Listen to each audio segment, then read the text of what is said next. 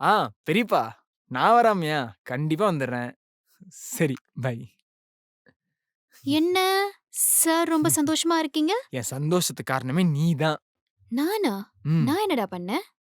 இல்ல, முன்னாடிலாம் என் ரிலேட்டிவ்ஸ்லாம் என்ன ஒரு ஆளா கூட மதிக்க மாட்டாங்க. ஆனா இப்போ, சித்தப்பாக்கு ஆப்பரேஷனுக்கு ஹெல்ப் பண்ணோம்ல, அதுக்கப்புறம் இப்போ ஃபோன் பண்றானுங்க, ஃபங்ஷனுக்கு கூப்பிடுறானுங்க. எல்லாத்துக்கும் காரணம் நீ தானே! நான் தான் அன்னிக்கே சொன்னேன்ல, அது ஒரு லக்கி செயின். ஆ,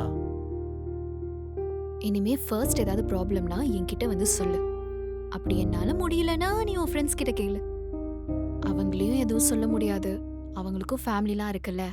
அதனால நீ என்கிட்ட ஃபர்ஸ்ட் கேளு. சரியா? ம். ஆனா, அந்த செயின் வச்சது தான் ஒரு மாதிரி இருக்கு. கோல்டு அதிகமான ரேட் விக்கிறதே, நம்மள மாரி ஆளுங்க அத வாங்க முடியலனாலும், அத வைக்கிறதுக்காச்சும் யூஸ்ஃபுல்லா இருக்கும் தான். சரியா? பாத்துக்கலாம் விடு. லக்கி அந்த செயினான்னு எனக்கு தெரியல. ஆனா, நீ என் கூட இருந்தா, அதுவே எனக்கு லக்கி தான். எனக்கு எதா ஆச்சுன்னா, நீ என்ன பண்ணுவ? உனக்கு ஏதாவது ஆச்சுன்னா, வேற ஒருத்தவங்கள ஜாலியா கல்யாணம் பண்ணிட்டு போயிருவேன். சூப்பர்மா! இப்படிதான் இருக்கணும். ம். அ. சும்மா கூட இப்படிலாம் கேட்காத. நமக்கெல்லாம் எதுவுமே ஆகாதுடா.